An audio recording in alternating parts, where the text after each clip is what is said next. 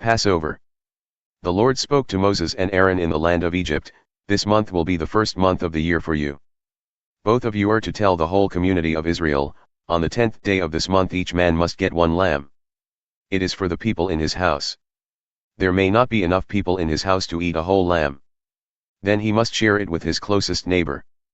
There must be enough lamb for everyone to eat. The lamb must be a 1-year-old male. It must have nothing wrong with it. This animal can be either a young sheep or a young goat. Keep the animal with you to take care of it until the 14th day of the month. On that day all the people of the community of Israel will kill these animals. They will do this as soon as the sun goes down. The people must take some of the blood. They must put it on the sides and tops of the doorframes. These are the doorframes of the houses where they eat the lambs. On this night they must roast the lamb over a fire. Then they must eat it with bitter herbs and bread made without yeast. Do not eat the lamb raw or boiled in water. Roast the whole lamb over a fire, with its head, legs and inner organs. You must not leave any of it until morning. But if any of it is left over until morning, you must burn it with fire. This is the way you must eat it. You must be fully dressed as if you were going on a trip. You must have your sandals on, and you must have your walking stick in your hand. You must eat it in a hurry. This is the Lord's Passover. That night I will go through the land of Egypt. I will kill all the firstborn of animals and people in the land of Egypt. I will punish all the gods of Egypt. I am the Lord. But the blood will be a sign on the houses where you are. When I see the blood, I will pass over you. Nothing terrible will hurt you when I punish the land of Egypt. You are always to remember this day. Celebrate it with a feast to the Lord. Your descendants are to honor the Lord with this feast from now on. For this feast you must eat bread made without yeast for 7 days. On the first day of this feast, you are to remove all the yeast from your houses. No one should eat any yeast for the full 7 days of the feast. If anyone eats yeast, then that person will be separated from Israel. You are to have holy meetings on the first and last days of the feast. You must not do any work on these days. The only work you may do on these days is to prepare your meals. You must celebrate the Feast of Unleavened Bread. Do this because on this very day I brought your divisions of people out of Egypt. So all of your descendants must celebrate this day. This is a law that will last from now on. You are to eat bread made without yeast. Start this on the evening of the 14th day of the first month of your year. Eat this until the evening of the 21st day. For 7 days there must not be any yeast in your houses. Anybody who eats yeast during this time must be separated from the community of Israel. This includes Israelites and non-Israelites. During this feast you must not eat yeast. You must eat bread made without yeast wherever you live.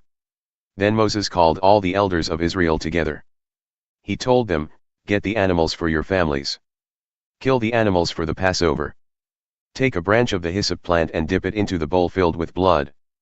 Wipe the blood on the sides and tops of the doorframes. No one may leave his house until morning.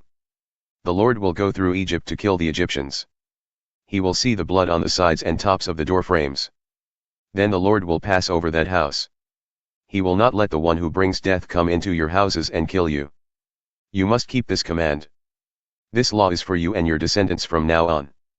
Do this when you go to the land the Lord has promised to give to you. When your children ask you, 'Why are we doing these things?' you will say, 'This is the Passover sacrifice to honor the Lord.' When we were in Egypt, the Lord passed over the houses of Israel. The Lord killed the Egyptians, but he saved our homes. So now the people bowed down and worshipped the Lord. They did just as the Lord commanded Moses and Aaron. At midnight the Lord killed all the firstborn sons in the land of Egypt. The firstborn of the king, who sat on the throne, died. Even the firstborn of the prisoner in jail died. Also all the firstborn farm animals died. The king, his officers, and all the Egyptians got up during the night. Someone had died in every house. So there was loud crying everywhere in Egypt. Israel leaves Egypt. During the night the king called for Moses and Aaron. He said to them, "Get up and leave my people. You and your people may do as you have asked. Go and worship the Lord. Take all of your sheep and cattle as you have asked. Go.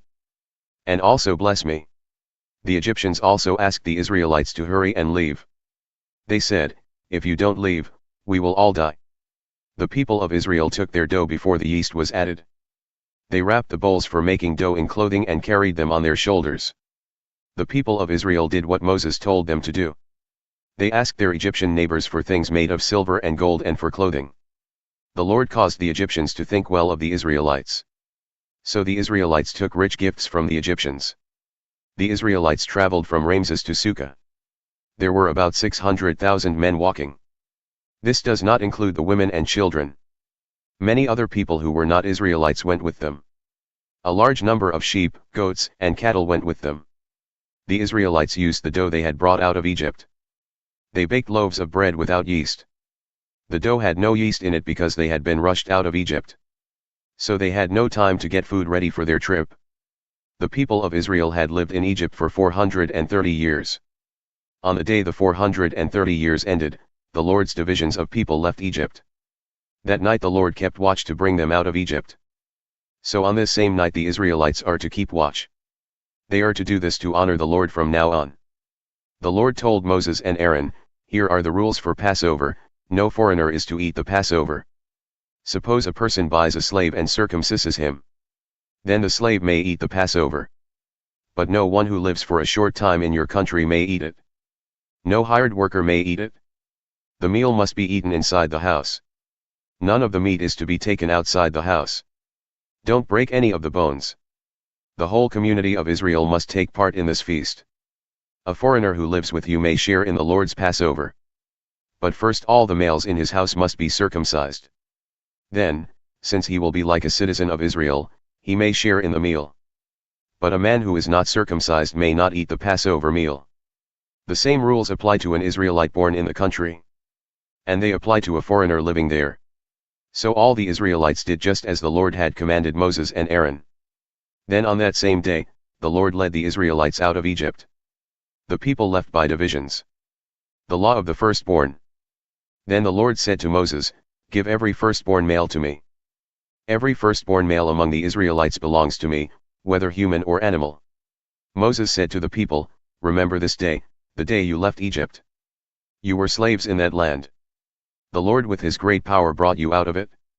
You must not eat bread made with yeast. Today, in the month of Aviv, you are leaving Egypt. The Lord made a promise to your ancestors. The Lord promised to give you the land of these people, the Canaanites, Hittites, Amorites, Hivites, and Jebusites. The Lord will lead you to this land where much food grows. There you must celebrate this feast during the first month of every year. For 7 days you must eat bread made without yeast. On the 7th day there will be a feast to honor the Lord. So for 7 days you must not eat any bread made with yeast. There must be no bread made with yeast anywhere in your land. On that day you should tell your son, 'We are having this feast because of what the Lord did for me when I came out of Egypt.' This feast will help you remember. It will be like a mark on your hand. It will be like a reminder on your forehead. This feast will remind you to speak the Lord's teachings. This is because the Lord used his great power to bring you out of Egypt. So celebrate this feast every year at the right time. The Lord will take you into the land of the Canaanites. He promised to give this land to you and your ancestors. Then you must give him every firstborn male. And every firstborn male animal must be given to the Lord. Buy back every firstborn donkey by offering a lamb. If you don't want to buy the donkey back, then break its neck. You must buy back from the Lord every firstborn of your sons. From now on your son will ask you, 'What does this mean?' You will answer, 'With his great power, the Lord brought us out of Egypt. We were slaves in that land. In Egypt the king was stubborn. He refused to let us leave. But the Lord killed every firstborn male in Egypt, both human and animal. That is why I sacrifice every firstborn male animal to the Lord. And that is why I buy back each of my firstborn sons from the Lord. This feast is like a mark on your hand. And it is like a reminder on your forehead. It will help you remember that the Lord brought us out of Egypt with his great power. The way out of Egypt. The king sent the people out of Egypt. God did not lead them on the road through the Philistine country. That road is the shortest way. But God said, they might think they will have to fight. Then they might change their minds and go back to Egypt. So God led them through the desert toward the Red Sea. The Israelites were dressed for fighting when they left the land of Egypt. Moses carried the bones of Joseph with him. Before Joseph died, he had made the sons of Israel promise to do this. He had said, "When God saves you, remember to carry my bones with you out of Egypt." The people of Israel left Sukkah and camped at Etham. Etham was on the edge of the desert. The Lord showed them the way. During the day he went ahead of them in a pillar of cloud. And during the night the Lord was in a pillar of fire to give them light. They could travel during the day or night. The pillar of cloud was always with them during the day. And the pillar of fire was always with them at night.